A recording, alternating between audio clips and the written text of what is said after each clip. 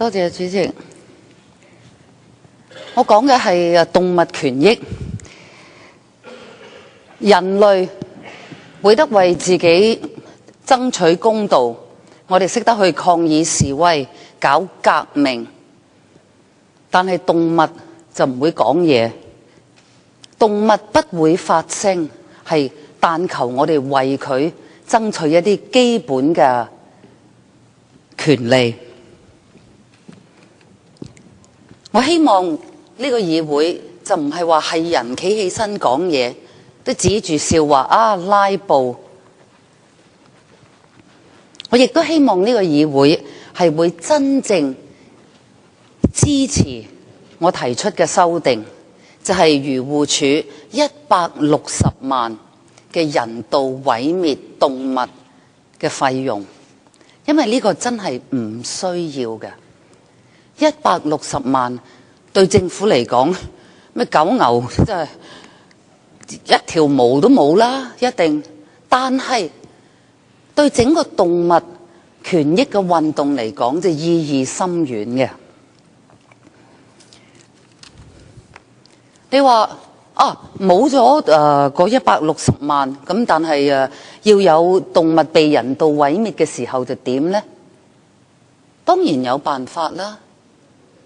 因為而家嘅所謂人道毀滅係人類自稱嘅人道，你係將好多健康嘅動物有理冇理掠咗佢，係打支針喺心臟打針。政府俾嘅數字係漁護署俾嘅啦，基本上淨係舊年狗就5000幾隻人道毀滅，貓1800幾隻，其他就係啲豬牛有㗎，香港有流浪牛或者應該叫社區牛，亦都有野豬或者係社區豬家禽雀鳥啊什麼咁嚇，全部計埋8200幾隻嘅動物，淨係講狗啊，舊年4600幾隻嘅狗係流浪狗。你點解要人道毀滅呢？啲狗點嚟呢？唔係喺天度跌落嚟噶，基本上就流浪狗啦。咁狗無端端點流浪嘅呢？就俾人拋棄嘅。呢度另外嘅數字亦都有，由主人交出嘅動物，淨係狗啊，都近2000隻。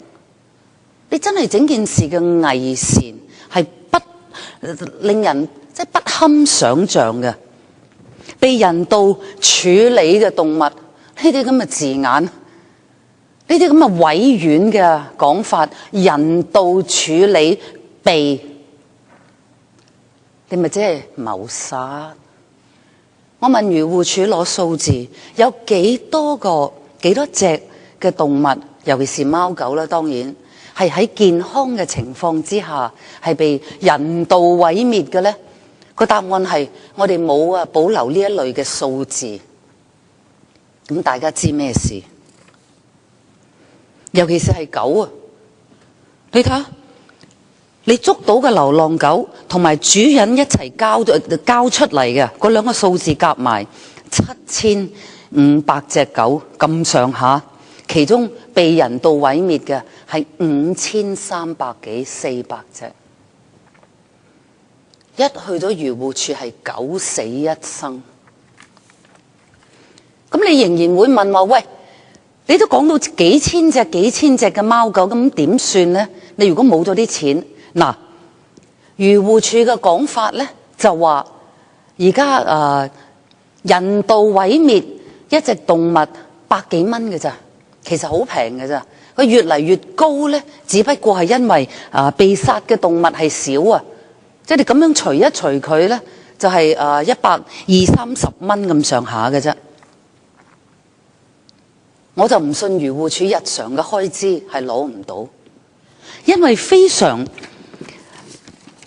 令人詫異嘅一啲數字呢，就係漁護署轄下有4個動物管理中心，佢淨係動物管理中心本身，一年用係2500萬，未計薪水，你計埋薪水嘅話呢，就係成2000萬。薪水本身係2000萬，即使夾埋呢，係4500萬一年。呢啲動物管理中心做咩嘅呢？主要就係捕捉流浪狗，然後人道毀滅佢。我有冇搞錯？香港已經成為虐畜之都，淨係睇舊年數字話有120宗全年虐待動物嘅個案，係未計警方唔肯開 file 嗰啲。一年120宗，你除一除佢，即係平均3日1宗。虐畜之都，動物地球、非牟利獸醫組織、公民黨動物權益關注組，我哋一齊嘈過漁護署唔知幾多次。佢哋講完之後，好有愛心地係事件不了了之嘅。調返轉頭，漁護署有幾多錢可以贊助到真正喺民間做事係有心有力嘅動物志願者嘅組織呢？足足100萬，幾厲害嚇！100萬。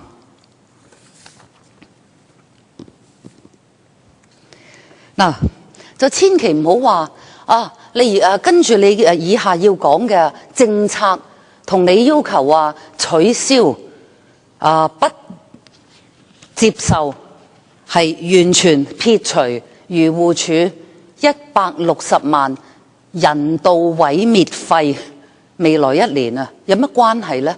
一定有，因為呢個政府嘅假或者係偽善，或者佢根本唔知自己做緊乜嘢。我真係有理由相信漁護署除咗係有幾個獸醫係真心愛護動物之外，其他嗰啲官僚係口噏噏嘅咋，全部係官僚主義。最緊要呢，就即係 cover your own back， 就好安全嘅。總之自己冇事，自己最安全，就萬事都係可以好愉快嘅。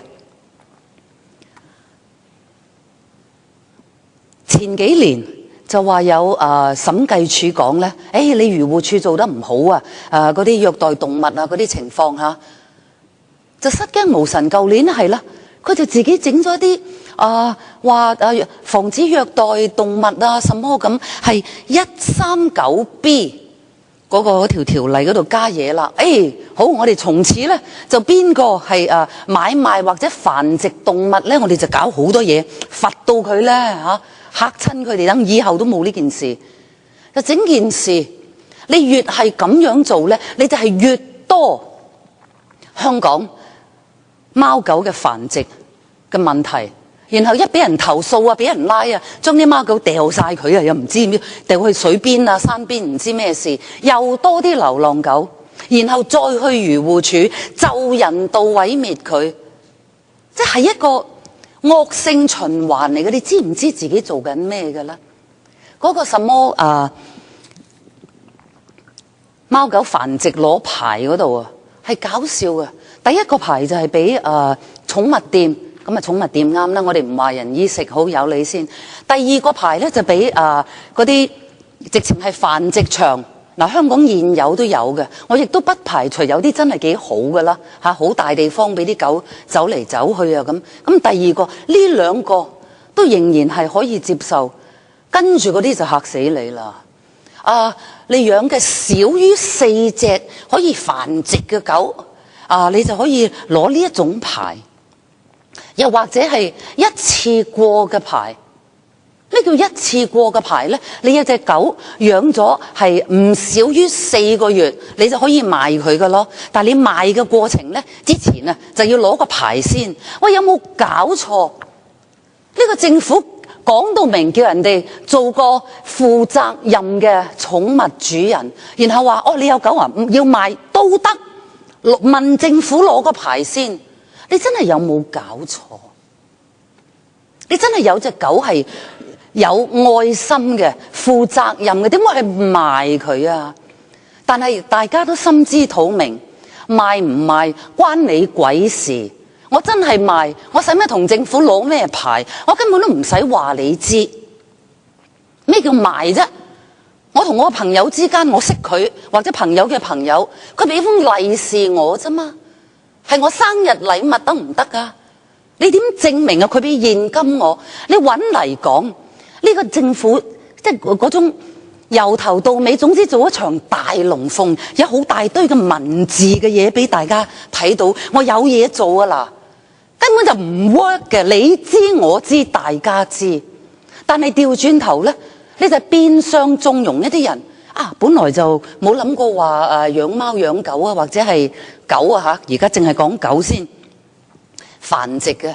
但係而家得喎喂，4隻或以下咧，即係少少嚇我哋有啲嘢搞作下，退休都冇咩做，又中意狗養下咁，然後買賣下咪幾好係嘛？係一種生計。如果一陣味啊，好大陣除，隔離人嘈啊！漁護署嚟查我哋，到時先算。嗱，漁護署就話佢哋有我唔知個中文咩意思嚇，睇唔到，但係英文話 certain officers of 漁護署嗰啲人咧，係可以去嗰啲攞咗牌嘅地方嚟 check 下嗰啲狗嘅情況係點。你多餘啦！我住喺18樓 C 座，你嚟到啊，我樓下大廈保安都唔俾你入嚟。咁你話我去帶埋警察一齊，警察大晒啊？唔係擅闖民居噶嘛？你去問清楚大律師先，點 check？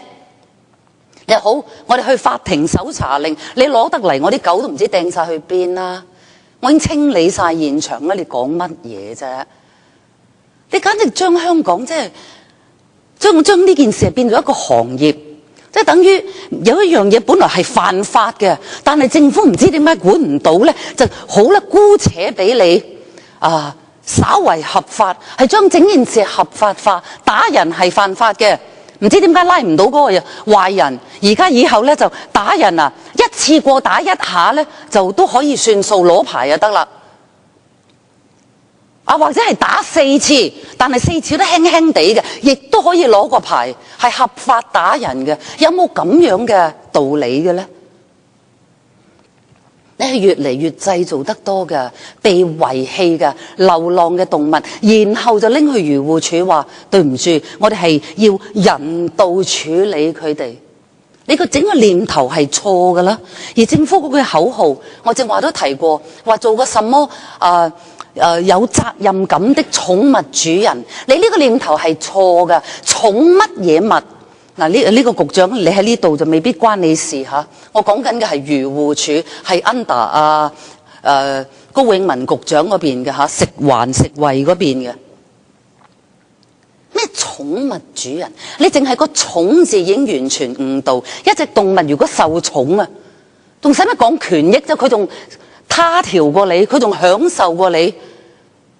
咩叫寵呢？一寵咗嘅物，咁流浪嗰啲咪，尤其是貓啊，咪一路係俾人虐待。你睇下啲貓嘅虐待嘅個案係多到咧，尤其是貓係唔係好似狗咁樣，係識得大聲吠，識得反撲。呢個係令人非常之出奇嘅一個政府政策。同時要講嘅咧，我諗都係唔夠時間噶啦。我係要求10萬蚊撇除佢，即係漁護署轄下嘅野豬捕獵隊、捕殺隊。喂，沙田隆亨村啲村民講得好清楚，同佢哋真係村民同啲野豬係真係把臂同遊，係家人咁滯嘅。咁你話唔好？我都擔心㗎，冇咗嗰10萬蚊，咁以後要譬如有咩滋擾嘅時候要捉豬，咁啊點咧？或者係要整啲圍欄嘅時候，咁啊點咧嚇？原來圍欄係同呢個10萬蚊嘅狩獵野豬係完全無關嘅。嗱，人與自然，香港真係唔好太過扭曲。香港而家見到啲狗，啲媽媽會誤會以為佢哋一定係咬人，呢個係錯嘅。而政府你就變相喺度做好多嘢咧，係製造更加多嘅無謂嘅流浪動物，係俾你哋俾人虐殺之餘，係俾政府合法地謀殺嘅。多謝。